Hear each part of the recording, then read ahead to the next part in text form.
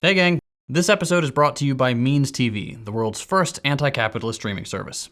Stick around after the episode to learn a bit more about Means and to snag a nice little discount as a thank you for supporting my channel. Earlier this year, about 50,000 dock workers went on strike for the first time in almost 50 years. Dock workers are on strike. Tens of thousands of workers. They're striking over pay and concerns about automation. This is going down in history, what we're doing here. For 3 days, workers on the East Coast shut down 36 ports going all the way from Boston to Houston, blocking about half of the US's imports and 2/3 of the US's exports via container. At around $5 billion a day, this was one of the most costly strikes for shipping companies ever. As you might have heard, these dock workers were striking for very reasonable things. Things like higher wages and protection from automation now that their current contract has expired. It's not yet clear exactly what their new contract will look like, but thanks to the 3-day strike, they've got a tentative deal for a massive 60% raise over the next 6 years. The automation issue isn't resolved yet, but soon, the highest paid dock worker will be making about $63 an hour. And this is pretty amazing. In a world of mass layoffs and wages getting eaten away by inflation, workers just got a huge result in just 3 days. Because while workers' wages were slowly stagnating and the threat of automation kept increasing, the shipping industry made $400 billion in profit in just the last 3 years. For reference, that's more than they had made in total since 1957. Keep that in mind, by the way, if you ever see a Wall Street Journal op-ed trying to paint these workers as greedy for wanting to be paid fairly, or fear-mongering about the inflation that these sorts of strikes could cause. There would be no inflation if companies didn't raise their prices, and they clearly have the profit margins there to not do that. But anyway, in this video, I want to take a step back from this specific case and get a little bit more general. We need to talk about how exactly unions are able to do amazing things like this, how they resist capitalist greed, and how that benefits all of us. We're all familiar with bosses refusing to listen to our complaints and throwing pizza parties instead of, paying us better.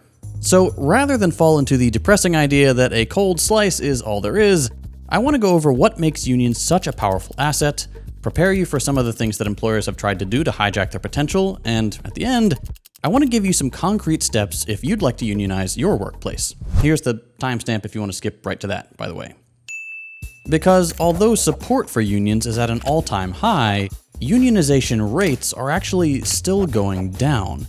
And if your first reaction after hearing about the dock workers' victory is irritation or bitterness that you don't make as much, stick around, because union membership could be the solution.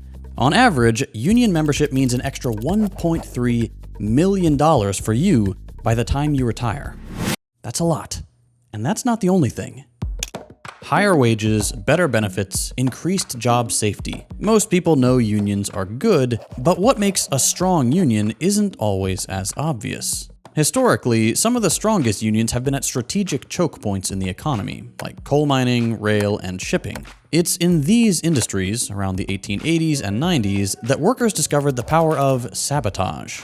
The ability to use relatively small disruptions in the production process that could yield massive effects and hit capitalists where it hurts most, their wallets. Here's how a very coy leader of the French Railwaymen's Union put it in 1895. With 2 pennies worth of a certain substance used in the right way, we can make a locomotive unable to work. A single operator at the right place at the right time could throw off an entire schedule, and therefore a group of organized workers could threaten to completely grind entire economic sectors to a halt. And with strikes and sabotage starting so far up the production chain, other unionized industries could take note and join further down the line, turning a single act of industrial sabotage into a society-wide general strike. Obviously, here at Second Thought, we wouldn't condone any such action.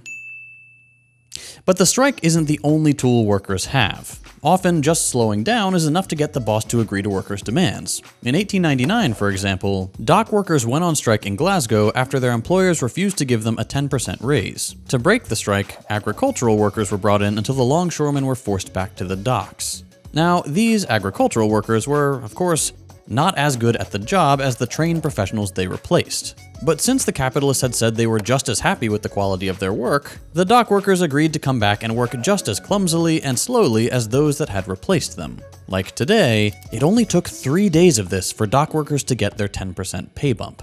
Similarly, where strikes or unions were made illegal, workers found alternate ways to protest. In France, for example, a strike ban under rail nationalization was met by railroad workers with a simple commitment to follow the exact wording of the safety regulations. The rule said that engineers needed to ensure the safety of every bridge a train would cross, and get a confirmation from another member of the crew if they weren't sure. So until their demands were met, that's exactly what they did. Engineers audited every single bridge a train would cross, causing massive delays and forcing the hand of the state to listen. Gotta love the French. That's pretty good. These sorts of acts are exactly the kind of things that happened for decades between the end of the 19th and beginning of the 20th century. Workers found little tricks, lost crucial pieces of equipment, magically all fell sick on the same day, or simply refused to collect payments from customers to temporarily slow down their boss's revenue into submission. These are strategies available to most, if not all, workers, and the historical record has proven that they are some of the most effective ways to get things to change. Because it's thanks to these actions that bits of real democracy took shape in Western countries. We often hear that democracy is the product of great ideas, but the reality is that this leverage that workers had over the entire economy, their ability to turn off the tap for things like energy and imports, was really what made democracy available to more than just the rich and powerful. For the simple reason that strikes prevent capitalists from just doing whatever they want. When workers strike, it hurts capitalist profits, yes, but more than the strike itself, it's the threat of the strike that keeps bosses from firing workers and cutting wages. And in these early years of labor action, workers used their leverage to demand a place in society that the existing political system refused to give them. Government was limited to the owners of property, capitalist men who owned land, but often also literally owned women, servants, and slaves. If it hasn't always been an explicit requirement, government has always been the domain of the rich and powerful in practice. And when these institutions thought there was no problem with their rich and powerful buddies putting children to work, forcing labor to come in 7 days a week, 12 hours a day, workers then had to develop a way to fight back, to gain collective rights and improve life for all of us, to find a way to exercise power in a system that was designed to exclude them. Now, capitalists came up with dozens of ways to fight this. The welfare state as we know it, for example, only exists as a compromise the state and capitalists made with labor so they could have a paternalistic control over the common good. They didn't like the majority of society being able to impose their outrageous demands of a comfortable life for all. Better to concede on some demands than to give up the power to set the rules. This is the same strategy that's behind what are called company, or sometimes yellow unions. These were especially popular in the early 20th century. The point is to have an in-house union, essentially controlled by the boss, that can filter the demands of workers and get them to a compromise without there ever being a real risk of a profit-interrupting strike. This obviously makes unions a lot weaker, a lot less threatening, and therefore a lot more popular among capitalists. And the reason they exist is because just before they started popping up everywhere, the conventional method capitalists had used to silence workers' demands was literally killing them. The Rockefellers, for example, famously set the National Guard on Colorado coal miners trying to unionize in 1913. And the bloodbath was so insane, the number of casualties so high, that the resulting nationwide political crisis actually threatened the Rockefellers' ownership of the mines. Workers, organized and stigmatized by capital, were too much of a threat not to be pacified somehow. Now, since 1935, these kinds of unions have been outlawed. But if they're illegal, that doesn't mean they can't still exist in practice. Plenty of unions can easily fall victim to the intimidation tactics capitalists use to force workers to compromise and protect company profits over their own demands. So, this next section of the video is hopefully going to clear up how you might want to set up a union where you work, and how to make sure it doesn't become completely neutered by your boss. So if your job isn't unionized already, what does it take to make that happen? The first step is talking to some of your coworkers one-on-one. The goal here is to figure out who might be interested in joining a union, who's maybe going to need a little more time or convincing, and who's probably not going to be up for it. The website Unions for All that I've linked in the description has some example questions you can start with to get a sense of what people think. These are phrased a little awkwardly, so don't feel like you have to stick to them as written. The point is just to suss out if people are generally happy with things like shifts, paychecks, leadership, and so on. The point is not to sell them on joining a union, it's just to hear what things they're upset about that either you have in common or you haven't thought of yet. A good recommendation here is to keep a private list of this sort of stuff that you're sure won't get to your boss. That's very important. Writing down how different people feel and what they want to see changed is not only going to make the possibility of a union more tangible and appealing for more people, it's going to help you actually identify your demands down the line. But again, your boss cannot see this. Now, once you've got this information, you'll probably see that there are a couple grievances that keep popping up. These are going to become the rallying call that'll get people on your side and focus your union's energy on one or two productive and winnable goals.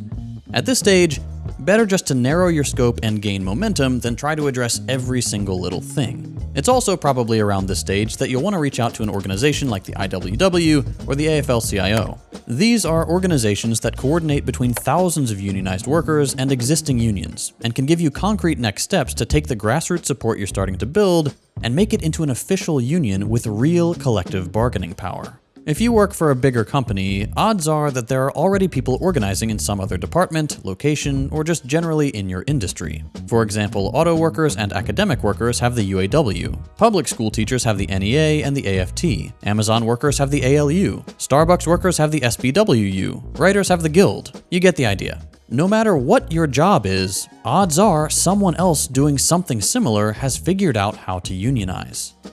Reaching out to one of these bigger organizations usually just takes filling out a quick form, and then they'll get you in touch with a representative who has actual experience organizing a union safely. There are legal protections in place to make sure that you can organize your workplace, and having someone who can help you go through the process correctly and with strategies that have worked before can save you a lot of stress. You don't have to know everything to get started. Bosses are well known for breaking the law to prevent or dissolve a union, and having that institutional support from union organizers can make sure that every little bit of shady shit gets written down and that you know your rights. At this point, once you've gotten some help, the next step will probably be collecting signatures from your coworkers to get managers to recognize your union. This can go smoothly, and your boss agrees to your demand to form a union, or you can face some resistance. If your boss does not recognize your union and you have a majority of your coworkers ready to vote yes on unionizing, you'll be able to file a petition with the NLRB to formally organize a union without needing your boss's approval. To do this, you'll need at least 30% of your coworkers to agree to file and 50% of your coworkers to vote yes on forming a union the day of the actual election. This time between the petition and the election is when your managers will be the most insufferable. They'll lie, intimidate, threaten, or otherwise discourage you and your coworkers from unionizing. They might threaten to fire you for unionizing. They might hit you with mandatory meetings with consultants or managers trying to convince you that a union will actually make your life worse, that the dues will be too high, and that you'll lose freedom somehow. They'll lie and tell you they'd be happy to negotiate so long as there isn't a union rep in the room. Don't fall for it. Remember, if they thought they could, they'd happily work you to death for a quick buck. A lot of these strategies are illegal, and having a union and a union federation to back you up and protect you will get you the things you deserve. The benefits of a union always outweigh the costs. Always. For example, dues rarely go over 2% of your paycheck, but the average union worker makes nearly 20% more than the average non-union worker. They will try everything, even the illegal threats and firing, because they know deep down that unionization comes with tremendous power. Power to act in the best interest of the majority of people and not blindly follow the dictates of profit. Just earlier this year, for example, we've seen amazing feats of solidarity come from unions all over the world. In Greece, dozens of unionized dock workers were able to stop a shipment of ammunition intended for the Israeli genocide of Palestinians in Gaza. When war profiteers would happily continue to send hundreds of thousands more people to their deaths, the people all along the supply chain who would actually have to carry that out can put a stop to it. Without workers, those weapons don't leave the port. At the end of the day, it's workers, not capitalists, who actually make the world go round. There's no reason to let capitalists take that for granted. As I mentioned at the beginning of the video, you can now find Second Thought on Means TV, the home for worker-owned entertainment. I've been working with the team to bring on a bunch more creators, so stay tuned for some exciting new additions to the roster. If you're not already familiar with Means, it's a worker-owned cooperative and explicitly anti-capitalist streaming service. You can find everything from my videos, to original series like Means Morning News, to feature-length documentaries like Abby Martin's Gaza Fights for Freedom, with more amazing content being added every day. As you all know, socialist creators have to walk a fine line here on YouTube. We're always having to contend with age restriction, demonetization, and outright suppression, which for some reason, right-wing outlets never have to deal with. But now with Means TV, we're able to say things the way they are. No pulling punches, no beating around the bush to trick the all-seeing eye of the algorithm. Means TV gives us the freedom to make the content we really want to make and say the things we really want to say. There's even a community forum where creators can engage with each other and their fans right on the platform. And the best part is, Means TV is ideologically dedicated to supporting principled socialist content. As a little thank you for watching my channel, if you sign up with my link, you can get your first month 20% off. Or for an even better deal, you can opt for the annual plan and get 20% off the whole year. A full year of Means TV will run you just $88, which is like the cost of a single DoorDash meal these days. Every person who signs up using my link is directly contributing to the financial stability of my channel and the entire cooperative media project. None of this would be possible without the generosity of viewers like you. Both Second Thought and Means TV are entirely grassroots funded, and they always will be. So if you'd like to help support my work, consider signing up for Means TV using my link. It really does help me and dozens of principled socialist creators all across the platform. If you enjoyed this video, consider dropping a like. If you hated it, a thumbs down. You can check out my other content by following the links on your screen. Thanks for watching, and I'll see you next time.